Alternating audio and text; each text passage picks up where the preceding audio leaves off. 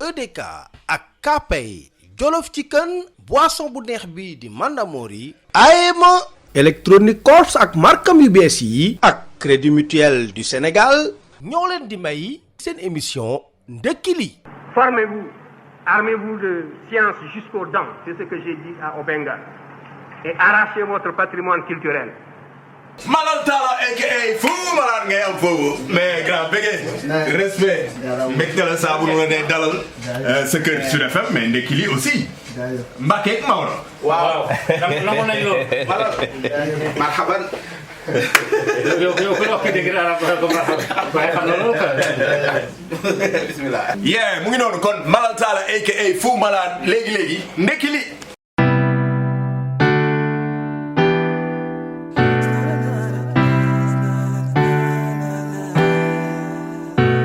Better wake up in the morning time.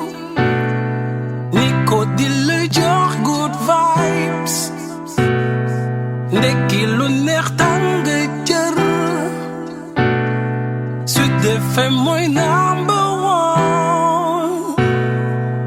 Ndekki li man moom lay déglu Sud FM.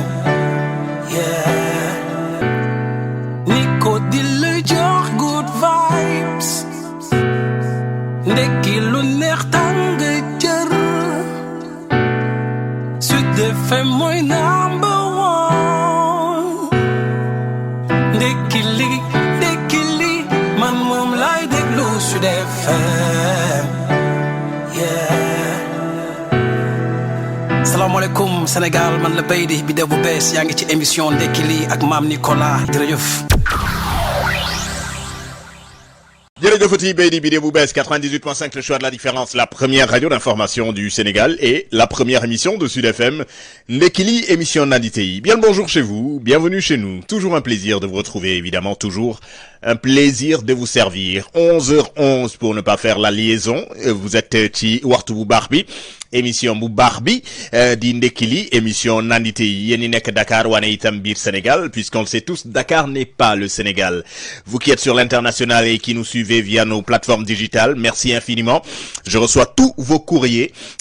Mbacké Sylla itam Maodo Faye itam te saa su ne yéen a ngi rafetlu bu baax a baax liggéey bi nu nekkee du nu jóg ci di leen sant ak di leen gërëm ci cofeel bi ngeen am ci ndekki li di émission ba ngeen taamu. Suma xel dafa dem ci Arouna Samb di sunu benn soppe ba nekk ca Amérique woo na ma yónnee may vocal Mbacké nee na daje naa ak yow foofu ca Amérique macha allah Arouna Samb waxtaan nañ lu yàgg mu nekk foofu ca Amérique fan ca Amérique la nekkee New Jersey. borom baax la ku baax waay macha allah ñu ngi koy sant di ko gërëm mbooleem sénégalais yi nekk foofee ca Amérique di nu bëggee kontaan lool ci émission ndekki li nee nañ dañuy am mbégte am na suma beneen grand bu ma woo depuis Paris moom laa doon wër kii nee na ma soose nee na ma est-ce que du message éphémère parce que bu dee message éphémère dafay naaw oui depuis Paris yónnee ma ay photo mook ay doomam ne dañuy toog foofu di ñu déglu ils apprécient beaucoup peut-être bu dee mu ngi may seetaan mu ngi ñu déglu mën nañu yónnee waat message dana ma neex lool waaye parce que il est entouré de ses filles ñi ñu seetaan saa su ne mu wax ma vraiment mbégte bi mu am saa su nekkee foofu ca France di déglu émission bi mook mboolem sénégalais yi nekkee France Europe bëgg nañ leen kon ndekki li tàmbaleeti émission nandite yi ànd ak seeni soppe Mbacké ak Maodo ak Mbacké yaa oustaz Maodo Faye bëggatina di la ziar. maa ngi lay nuyu tey man du ma tooñ kenn maa ngi lay nuyu di ziar ñëpp di nuyu kenn gi waaw di nuyu Sénégal gi yëpp di nuyu saa Bawol di la nuyu ak ñi nga xam ne tamit ñu ngi ci taxi yi ci marché yi et tout et ñiy synchroniser surtout Saint-Louis ak yeneen diwaan yi quoi. Voilà. Macha allah merci oustaz Maodo Faye joyeux Noël. waaw waxoon naa la ko démb de. très bien mais non du jeex. kon nag joyeux Noël. voilà waaw li nga waxoon démb ngay waxaat tey nii. waaw lu nuyoo woon nga démb te yaa ngi nuyoo. yàlla sax noonu lay def di. voilà yaa ne woon doo tooñ lu ci yoonu yàlla man ngay waxal. loolu dugg si yow tooñoo nit ñi fi ne yàlla nga nar a tooñ. waaw déet da nga ne ma dama wax répété waat ko ma nga takkaraal am na ci alxuraan. Maodo si waayu Noël waay. wala fi mu jógee fi mu daanu si. ci la ñu nekkat sas nag joyeux Noël. waaw Noël waaw. di la walaay. joyeux Noël da ngaa liw nii wala. merci non liw ma de. d'accord. très bien. nga concentré wu rek. waaye doo joxe kàddu gi. non dama lay laaj. léegi oustaz on ne répond point à la provocation. da ngaa nuyoo ba pare. jeex na toujours Nicolas wax la loolu mais dafa mel ne baat boobu xamoo lu muy tekki ci tubaab. on ne répond pas à la provocation xam nga lu muy tekki. loolu mooy lan. voilà mooy Maodo. bàyyil tooñ. weddi ko. noppi naa gars yi du tubaab lay dégg xam nga ñu jàng tubaab ak lay dégg wóor na ma wóoral yàlla li nga firi du noonu waaye man sama newu ci naa la bàyyi yàlla baax na yàlla baax na. paa bi daa am doomam. doom yëpp mu jàngal leen tubaab jenn doom ñi mu jàngal ko alxuraan di ko bayloo daal bu xale yi xëyee dem école mu ne ci tool bi bay ak moom. am ku romb nag di nuyu góor gi ne ko kay fa xaalu ko. ci arab waaw góor gi ne doom ji yaa jàngi woon loolu de sa bàyyi bee lu mu wax mu ne ko bàyyi kii nee na yaa ñàkk yërmande xëy suba yóbbu xale yëpp ñu jàngi ma teg ma ci naaj wi bàyyi li nga def tegoo ko fenn góor gi ne ko doom seen làkk wi sakkan na de ne ko benn baat bi moo tekki lii lépp seen làkk wi sakkan na loolu. Sacré Mbacké Sylla ñu ngi en direct ci YouTube Facebook bu leen ko kenn nettali utile et agréable comme d'habitude ndekki li émission nandite yi kon Mbacké bismillah. jërëjëf maa ngi lay fay nuyoo Nicolas kontaan naa ci yow kontaan ci suñu gan gi nga invité waat suñu mag moom ndaanaan la Fou Malade amaan mbégte lool ci toogaat ak moom nuyu saa njàmbur nuyu soppe yi nga nuyu ci àdduna bi yëpp te xam naa ñooñu ñoo feeñ waaye ñi ñuy topp te jotu ñoo feeñ ñoo leen ëpp fu merci jërëjëf Mbacké ñu ngi leen di santati di leen gërëmati suma xel dafa dem ci Sidé Talla ñi nga xam ne sànq mu ngi ñoo déglu ak Talla yëpp daal macha allah su Talla moom famille Talla boo ci duggee da nga ci am ay soppe am ci ay xarit am ci ay wëllëre n'est-ce pas Bido Talla loolu du fi dañ kon Malal Talla benn ci Talla yooyu laay dalal Malal Talla duñ ne guleet ci ndekki li saa suñu ko dee dalal dañuy am mbégte bu baax a baax a baax Fou Malade ràññee nañu ko bu baax a baax a baax Fou Malade ci woyof bi Fou Malade ci humilité bi Fou Malade ci saa suñu ko yittewoo mu daal di taxaw teew kon nag sant ak ngërëm da koy ñeel saa su ne Malal Talla aka Fou Malade bégati bismillah. jaajëf waay Nicolas kontaan ci invitation bi di nuyu Maodo Faye di nuyu Mbacké Sylla di kontaan ci complicité humoristique bi am waaw ça permet de détendre quoi. daf ñuy yee fajar xam nga yëkkatiwaat suñuy sidi tàngal ko pour buñ ñu laajee ñu mën a tontu quoi. jaajëf macha allah am na solo. merci beaucoup kon jaa ngeen jëf santati leen gërëmati leen ci ànd bi ak cofeel bi saa su ne ak ndekki li émission nandite yi Mbacké Sylla dirait une fois n'est pas coutume la une de Sud Quotidien de ce mercredi 20 décembre 2023 refus d'octroi de fiches de parrainage par la DGE menace de forclusion candidature hypothéquée au Conseil constitutionnel Sonko toujours dans le dur ainsi titre Sud Quotidien à sa une du jour maanaam oustaz Maodo Faye bu ñu yeboo ne démb la xewati ca DGE direction générale des élections danaa noonu la ñëpp gis nañ la fa xewati te du neguleet itam mu ngi bëgg a bëri nag naka la nu ma jàngatee loolu xewaat encore ak Ayib Daffé démb ba dem ba weesu sax Ayib Daffé parce que gis nañ ay images yu doy waar yoo xam ne maître Ciré Clédor Ly amee na ko foofu ba woo na communauté internationale.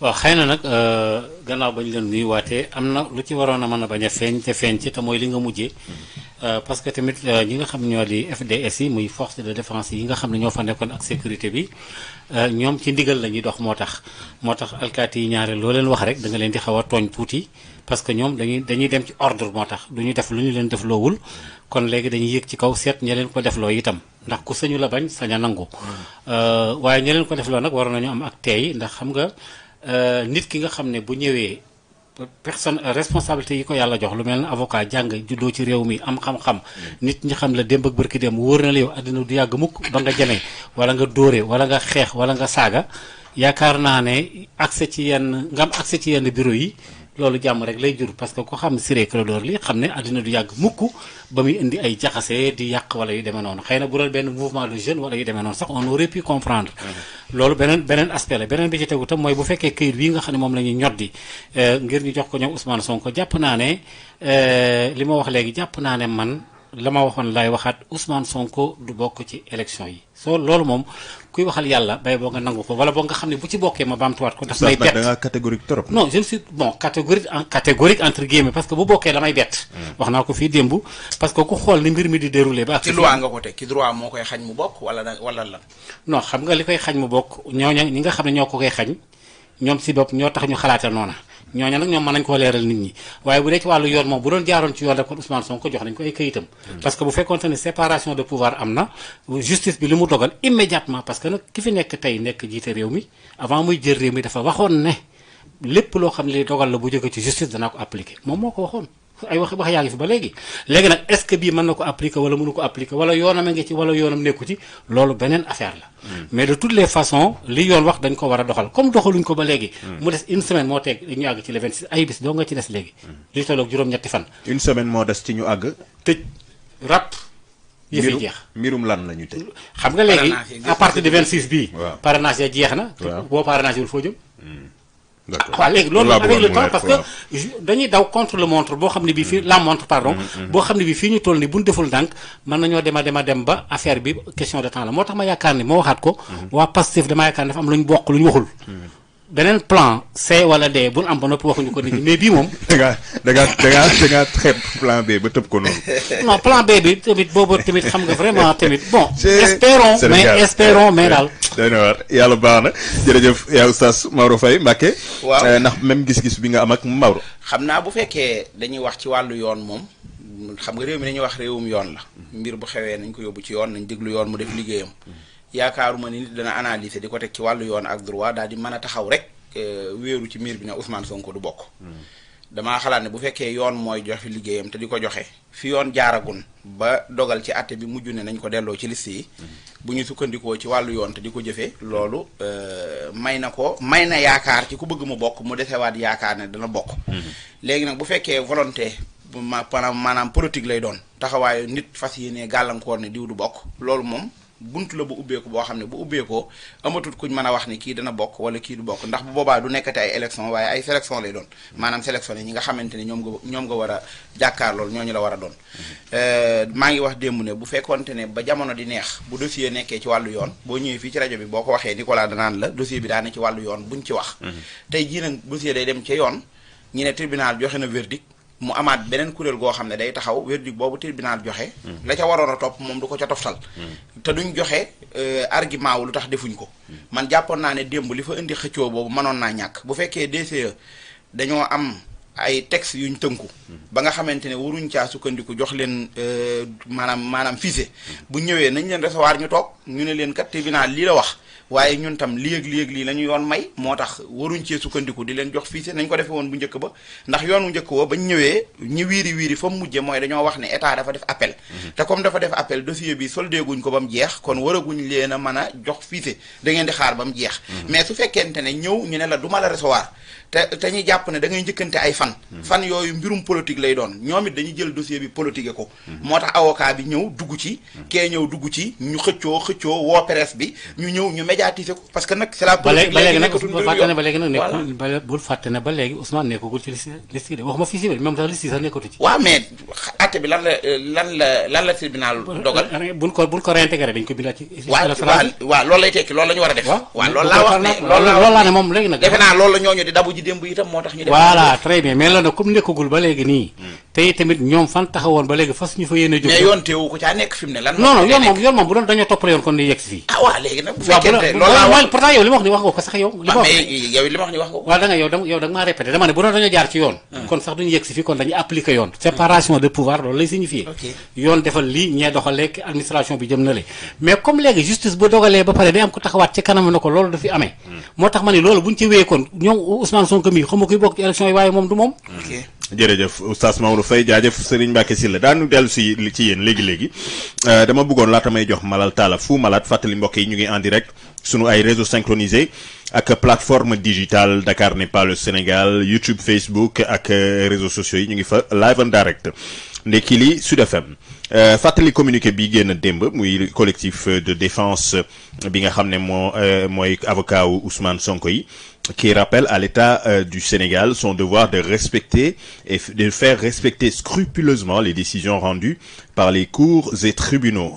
communiqué bi xaw na gudd nag mais démb lañu ko signé muy le collectif des avocats de monsieur Ousmane Sonko Malal Talla Fou Malade enfin gis nga un peu évolution bi ak nu mu demee gannaaw li tribunal jël ci ndogal ñi ànd ak Ousmane Sonko wékku ci loolu pour ñu respecter seeni droit waaye dafa mel ni direction yi nga xam ne ñoom la ñu dénk yenn bànqaas yi fas yéene wuñu loolu naka nga ko jàngatee. oui loolu boo koy xool ñu analyser ko simplement sous un angle politique parce que bu fekkee dañ koy analyser ci yoon débat bi mën na clos. Maodo wax na ko Mbacké Sylla wax na ko mais élimination Ousmane Sonko ou le projet d'élimination de Ousmane Sonko a démarré depuis le mois de mars. Depuis mars 2021. bi ñu indee affaire u Adji Sarr bi. ñu topp ci un moment sénégalais yi di douter moo ko def wala defu ko. ñu tenir un procès et il a été condamné pas pour viol mais pour corruption de jeunesse. donc liñ ko toppee ak liñ ko tëjee dafa waroo. ñuy évoluer di dem ñu ñëw ba fi mu toll nii Ousmane Sonko électeur la wala du électeur et cetera. ci diggante bi son parti politique ñu dissoudre ko yu bëri xew ci et cetera. loolu lim ñuy permettre ñu comprendre ko avec lucidité moom mooy la justice est politisée. mooy la justice elle est utilisée comme un outil la justice dañ koy jël di ci régler ay problèmes politiques. mu nekk loo xamante ne cosaan la fi également Sénégal. askan wi d'accordu ko mais mu mel ni it askan wi daf ko nangu. parce que am na sous Senghor. Mamadou Dia en prison. Valdiodio Ndiaye en prison. sous Diouf. Ablaye Wade en prison et d'autres en prison sous Wade. Idrissa Seck en prison et d'autres en prison. Sous Macky. Khalifa Sall en prison. Karim Wade en prison. Et d'autres. Aujourd'hui, c'est Ousmane Sonko en prison, c'est Bassirou Diomaye. C'est aussi vraiment li graaw ci affaire u ñoom Ousmane Sonko mooy pour donner de la justification à cette affaire dañu évoquer ay affaires yoo xamante ne dafay indi jiixi jaaxa ci xelu nit ñi parce que l'État semble nous dire am na yéen askan wi loo leen xamul ñun rek ñoo ko xam moom moo tax sax ñoom Ousmane Sonko ñu téye leen on a évoqué Khalifa Sall on n'a jamais évoqué des histoires de terrorisme des histoires de tel. Appel à l'insurrection lu yomba kole motif nit la. Combien de fois Y'en a marre a dit génn leen. bañ leen refuser l'injustice. Combien de fois leneen ak leneen combien de fois d'autres mouvements combien de fois Macky Sall si boppam dans l'opposition a demandé aux gens effectivement de sortir et de dire non et de refuser que nit ñi teg leen yenn affaires yi.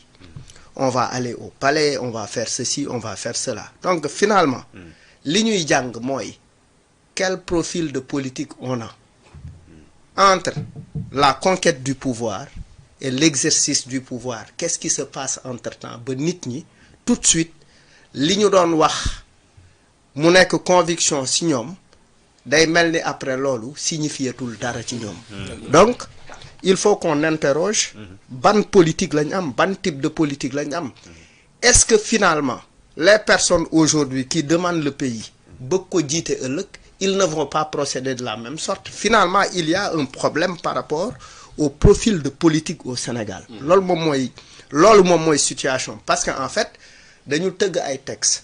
Nous avons les meilleurs intellectuels dañu tëgg ay textes tëgg ay lois mais on pêche dans leur application la du ay affaires yi nii rek il y a d'autres choses jël nañ ay mesures ci xale yi nekk ci mbedd mi mais en termes d'application de la loi rien jël nañ ay mesures sur les questions de la situation des femmes jël nañ ay mesures sur la question de la parité jël nañ ay mesures ci wàllu xeex guerre ak tel mais toutes ces mesures-là et toutes ces lois-là, par exemple, il y a plus de 88 dossiers ou 40 dossiers à l'OFNAC où des gens sont ils sont épinglés et pointés du doigt, moulés, ces dossiers-là.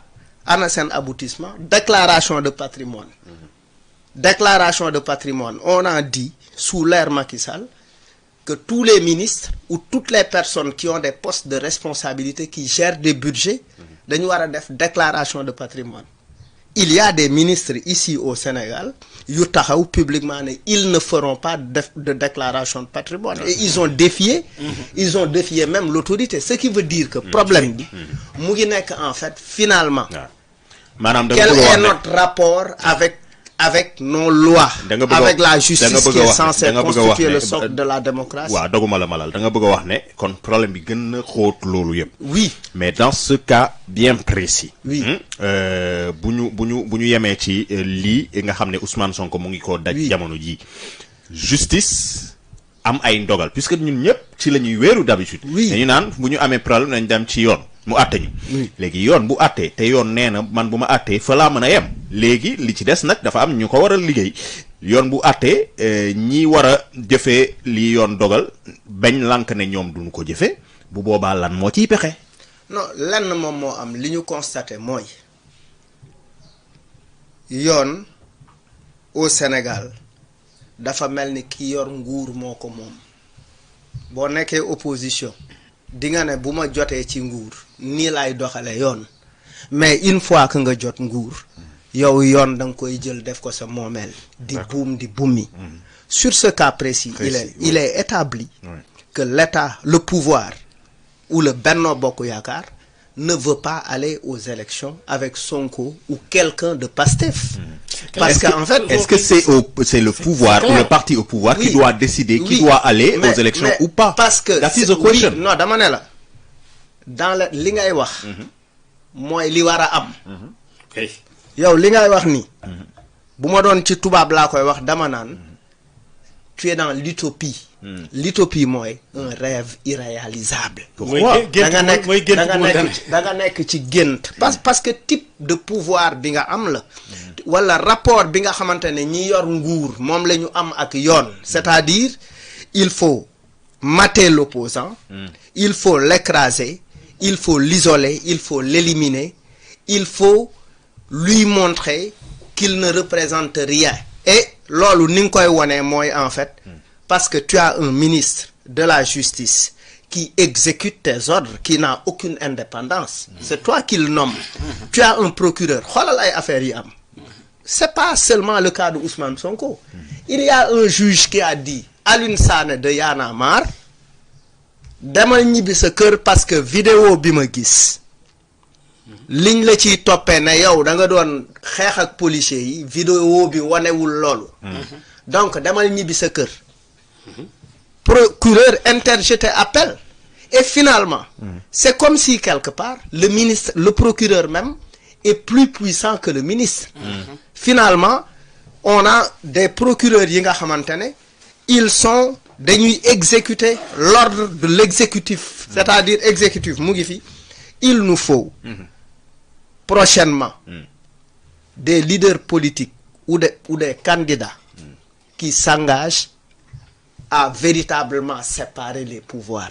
Tant que séparer wuñu pouvoir bi, tant que le procureur il nous faut un juge des libertés, il nous faut tel, tant que en fait dissocier wuñu l'exécutif du judiciaire, affaire bi nii rek lay continuer. Et aussi loolu il faut que les gens se lèvent et se battent. Se battre c'est quoi? Il faut que chaque Sénégalais en fasse son problème. Bu Sénégalais yi parce que en fait suba potentiellement ñu ne oui Nicolas c'est un candidat, Sénégalais yi moom lañ jox bopp moom lañ jox nopp. Keneen nekk fi nga constituer une menace fekk moom projet am ci boppam pareegul pour nguuru. Parce que il faut qu'on sache que le rapport que nous avons avec le pouvoir dans nos petites associations de quartier, même dans les mosquées, imam yi dañuy xëccoo. ñun suñu koñ am na ay imam yu am na ay nayim yuy xëccoo nodd. C'est-à-dire ci suñu deret la bokk. Parce que booy xool yooyu noonu yëpp ñëw. C'est des choses qui sont étrangères à nous. Mooy l'organisation politique et administrative que nous avons ne correspond pas à nos réalités socio-culturelles. Ñun dans les gènes ay buur lañu. Il y a une petite classe qui domine, il y a une minorité qui domine. Naka ngay comprendre les histoires de guerre yi fii tëgg yi fii géwél yi fii oui ñii ils sont voués à way bu Tabaski jotee ñu dem reyali géer yi ay nag reyal leen seeni xar feesal leen lakkal leen et cetera wayal leen seeni maam ñooñu yëkkati xaalis jox leen il y a un rapport de domination c'est beaucoup plus profond que ça dafa sori ci d'accord balaa may joxaat Maodo Mbacké injustice dafa doon loo xam ne da ngeen ko mës a xeex yéen oui bu ma nee yéen sama xel day dem ci Y'en a marre mouvement bi nga xam ne ràññee nañ ko ci àdduna bi bu ngeen seetloo lu xeetoog wala luy nduroog injustice lu mel nii warta mën a nekk combat bu ngeen di mën a yéen waa Y'en a marre wala vous vous dites à chaque Sénégalais d'en faire son combat personnel. D'abord pour ça même bu ñuy wax ni Sénégalais bu nekk na ko def un combat personnel il faut qu'il y ait am ñu ko porter ñeneen ñi topp ci maa ngi jot message sànq on me convoque à une réunion de Y'en a marre pour organiser une mobilisation ci wàllu yoon a ngi jeng ñu dolliwaat ko parce que effectivement il faut que quand même il ne faut pas que les citoyens croisent les bras. kon Y'en a marre. oui woote na réunion ñu ngi waajal pour wax ci injustice ñu ngi waajal une manifestation. ok ci yoon a ngi jeng parce que moi j'ai l'habitude chaque semaine je m'organise à me rendre dans les prisons seeti ñi ma xam ak ñi ma xamul pour prendre le pouls pour comprendre en fait qu'est-ce qui se passe réellement et il y a énormément de gens dans les prisons et pour un rien pour un absolument rien du tout nit day taxaw wax benn affaire def une sertige par exemple pour de petites choses il croupit à Rebeuss c'est un membre de Y'en a marre ñeneen ak ñeneen ñoom Bentaleb énormément de personnes sont dans les prisons pour man xeex bi du xeexu pour man même ceux qui sont dans le pouvoir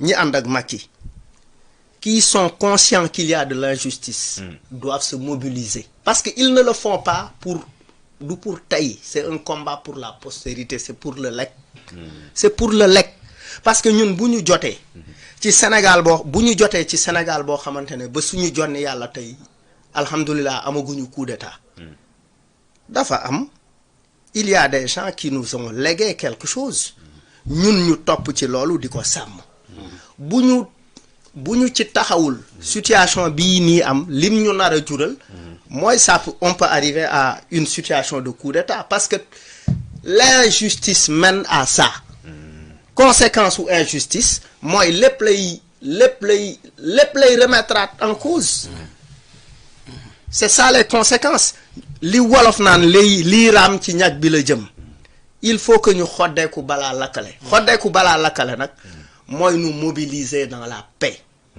nous mobiliser massivement pour montrer pour éviter d'en arriver à certaines extrémités. Oui, effectivement. Il nous faut aller vers ça parce que mobilisation bi mooy jàmm.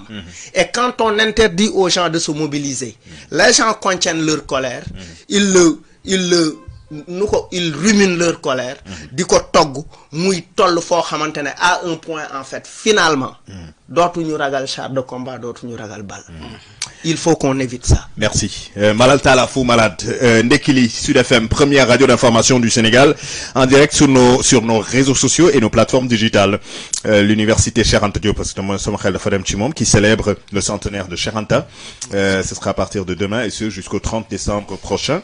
Le thème de cette année est de ce centenaire, en tout cas, de Cheikh Anta. Et Cheikh Anta, 100 ans après, les défis de la reconstruction d'une pensée audacieuse pour l'Afrique. Nañ ci bàyyi xel, ñu ngi nuyu waa UCAD Université Cheikh Anta Diop ci cofeel bi ak ànd beeg ndekki li émission bi nga xam ne moo ñor sénégalais yi. xale bu nekk en situation de handicap ñu bëri duñ ko xam mais dafay jafe toppatoo jafe lijjanti parce qu'à tout moment il peut y avoir quelque chose. Économie d'énergie jéem leen jéem na ça marche.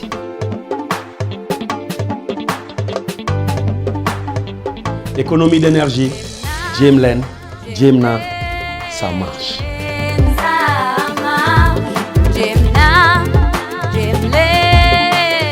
Économie d'énergie jéem naa jéem leen ça marche.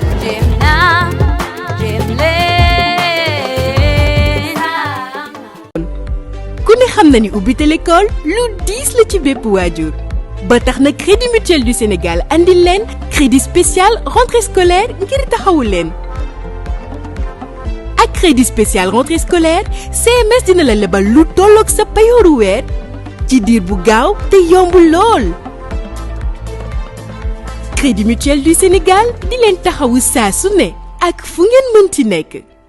PDX na askan bi kontaan na Sénégal am na ndam ndax doomu réew mi la KPay daal mi moo war li ko ko yore dégg jàmm waaw waaw def ko sa téléphone ni man waaw waaw KPay suñu gan gi yegsi na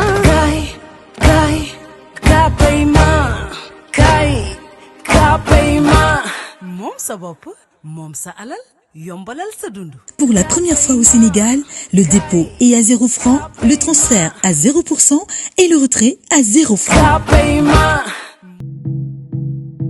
Manamori boisson champion yëpp la EDK moo leen ko indil Manamori saveur nature et coco disponible dans tout le réseau EDK. Manamori, la boisson des champions. Oustaz Maodo Faye déglu nga. waaw déglu naa ko bu baax Malal Talla. et puis il a très bien parlé parce que li mu wax nii moom wax dëgg yàlla ku xelu da ngay xam ne li maanaam li ñu nekk moom la ñuy li mu wax moom la ñuy dund te moo am. moo am nag ñaari yoo xam ne yii waxam dugal na ko ci tudd ko mooy mars 2021 il y a eu des morts. ba léegi amul benn procès kenn attewu leen. àll nee na seen ndaw. muy benn barki Dembo Ndiaye feebar bii ñu dal ba ñuy fab ay nangami junniy sénégalais suul ci armeel yi muy Covid bi. Cour des comptes dafa ne diw mi ak diw mi ak diw mi nañ ko yoree baaxul anamu àll na seen ndaw. waaye léegi nag loolu boo koy dund te surtout li mu tàmbalee te mosoon naa ko fi wax bu yàgg ne képp ko xool problème Ousmane Sonko fa mu tàmbalee ba fii. nga amaat fitu taxaw fii naan mën naa am mu bokk man yow kon xamoo li xew ci réew mi. te loolu moom la Malal gën a leeral c'est que nous on a un problème de système. on a un problème de système. système boobu nag léegi système bi ngeen di ci wax boo bokk léegi. waaw système bi lu ko fiy jëlee. ay nit a ko fiy jëlee. yan nit. waaw mais Sénégalais yi c'est-à-dire que jëlee ko fii nag dafa amul. parce que Malal la ngi wax ne bu dee dañu yem ci lii keneen ku mënta ñëw itam. même système bi ngay doxal. léegi nag ñan ñoo war a soppi système boobu ba nga xam ne keneen kuy ñëwati di nga tënku ci leneen. mais xam nga loolu li koy def.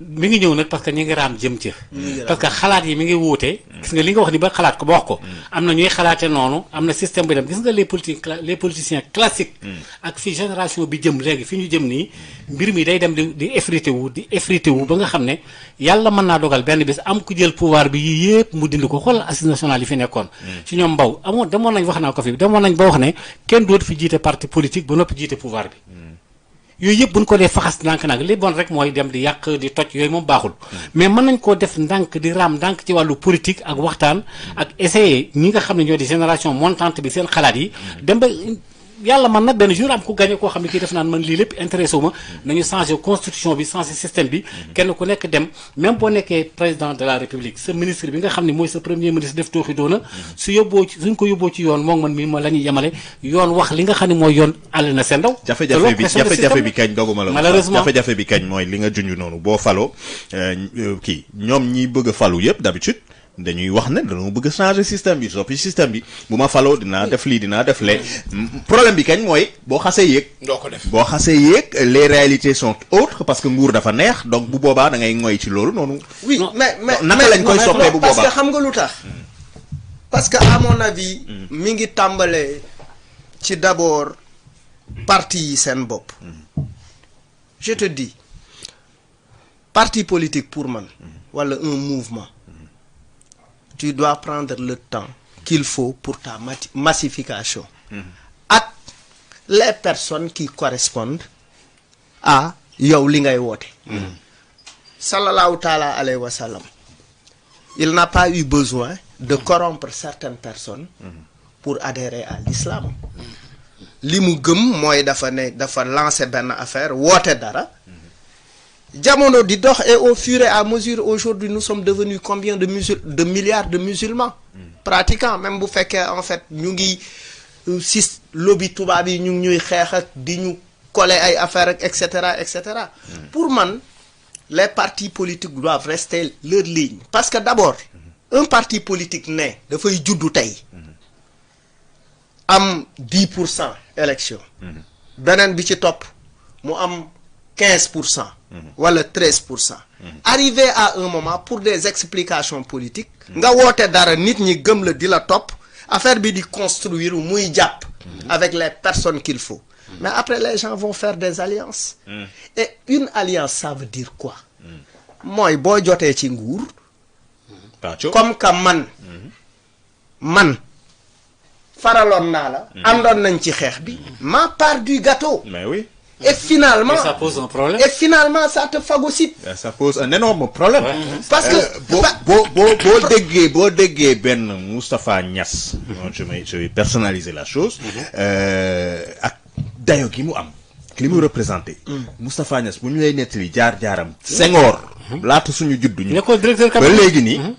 yàlla ki def na mu gudd fan yàlla na gën a gudd fan ñaanal nañ ko mais quand même taxaw di jël parteem di ko dénk nit naan ko dénk naa la c'est partage de gâteau boobu noonu ngay wax c'est-à-dire bul fàtte cër ñu donc ça veut dire quoi ñun sénégalais ñuy seetaan loolu ñun amuñu ci benn geste moi pour être beaucoup plus précis pour moi si bu ma bokkoon biir Pastef je n'aurais jamais accepté de me liguer avec le PDS que je critique qui est un maillon du système. Je ne me liguerai pas. Oui, je ne me liguerai pas avec le PS. Parce que Pastef idéologie bu bees la. Parce que l'arrivée de Pastef, c'est l'avènement de la renaissance de l'idéologie. bi Pastef ñëwee idéologie dafa judduwaat. mooy nit ñi gëm benn parti ndax benn affaire. Les autres partis nit ñi gëmuñu leen parce que dafa am benn idéologie ah dañ leen gëm parce que il y a une opportunité. C'est très différent. Absolument. Les jeunes qui adhèrent à Pastef, c'est des gens convaincus qui même cotisent, qui mettent leurs moyens pour le parti. C'est pas le parti qui déploie des moyens, c'est différent. Quand le PDS doit aller à Guédiawaye, c'est le parti qui finance les t-shirts, qui fait. Mais là, les jeunes s'organisent pour faire des bracelets, faire des t-shirts, faire des graffitis un peu partout. jël affaire bi fanaan fan nga mës a gisee benn parti buy waajal meeting nit ñi fanaan fa 3 jours di bâche di mobiliser wu di defar et cetera et cetera. Maintenant boo amee dynamique boobu. bu waree jël 10 ans. pour avoir les meilleures personnes prends le temps qu'il faut. D'accord. Il ne faut pas au nom de. Oui, la victoire est proche. On peut demain ñi salte woon nañu on peut mën nañ leen rendre propre. buñ duggee ci suñu parti gëwuma loolu. parce que ñi nga dugal ci biir parti bi qu'est-ce qui s'est passé entre le PASTEF ak quelques membres de Taxawu. lan moo indi seen rupture. parce que il y a une déconnexion dafa am loo xamante ne d'un point de vue politique ñee dañu yàgg ci politique mën ay manœuvre ba pare tuddee ko boo leen waxee ñu ne la dafa dem ba am expression bu juddu ñun dañuy politique. ñun dañuy politique mooy on peut se permettre de tout faire et de tout dire mën nañ wax lii tey suba ñu ñëwaat waxoon leneen au nom de damay politique. Alors que ça c'est pas la ligne de Pastef. On est tout à fait d'accord malheureusement. béy bu àndul ak ay moroomi béyam. dañ koy tere dañ koy daxin. C'est ce qui se passe. Macky. waaw am na solo kon na béy ànd ak moroomi béyam. waaw lu ko mooy mu ànd ak dëxin de am na solo vraiment waxtaan bi jëloon niveau boo xamante ne toog déglu sax moo dàq. ndax fi ko malal suñu gan gu baax gi teg ak sëñ Maodo. doon na débat boo xam débat bu yëkkatiku la man fi mu daaneel rek foofu laay waxee. xam nga léeg-léeg idéologie bokkut ak nit. léeg-léeg nit danañ ko jéem a faagaagal waaye idéologie ba mën naa wéy di fa def. moo tax boo seetloo Pastef saa yu ñu jàppee ab leader ci leader yu ndaw yi. bu subaa nga gis keneen génn. am na ñoo xam ne li tax ñu am tur tey ci média yi ba ñu leen di dégg ci parti bi. ña nekkoon ca kanam ñooñu lañ éliminé. ñoom ñu génnaat ci ginnaaw ndax askan wi ñoo jekki-jekki joxe leen nopp noonu. erreur nag mënta ñàkk. waaye taxaw itam. mën a nangu say erreur yi dana tax a mën a jëm ca kanam. c'est-à-dire amut lu parfait loo xamante ne day mel ni mu war a mel. ba ñëpp d'accord ne lii mooy loolu te lii malal wax nag bariwul looy dégg nit ñi wax ko. benn am maanaam fitu wax ko wala taxaw jàngat yëg ne dëgg la liggéey bi ñëw na askan wi wuy si nañ leen waaye léeg-léeg nga teg ay yoo xamante ne ni parce que olof dañuy wax ne kuy tëru kuy teggee ca aay gis nga buñ lay tëru da ngay teggi boo du teggi moom boo moytuwut musiba rek mën naa daanu sa kaw wala sab dox yeex système boobu ñuy wax nag léegi te nga ne système bi nga laaj ko sëñ Maodo système boobu moo tax man ma yaakaar ne Pastef am doole ndax bi mu ñëwee wax ne anti système la maanaam dafay jëlee système bi parce que ñun lii ñu naqari ci système bi bañ koy wax naqari na Sénégal yëpp séddoo gâteau bii ñuy séddoo man damay faral di wax ne li ngay wax système bi daa mel ne benn mango garabu mango goo xamante ne bi candidat bi ñëwee président Macky Sall bi mu ñëwee 2012 dane tong leen ma yéeg ci kaw mango gi su ma yéegee danaa watt ay doom yu bari waddalal leen ngeen lekk mais bi mu yéegee moom ñi muy sédd dañuy ne ci kaw di wacc di watt di màcc di sànni xoox yi naan ñu comprendre leen xam nga tey fi mu ne Maodo mii rek bu subaa bu ñu ko faloon ministre su ma ko ne Maodo li nga war a def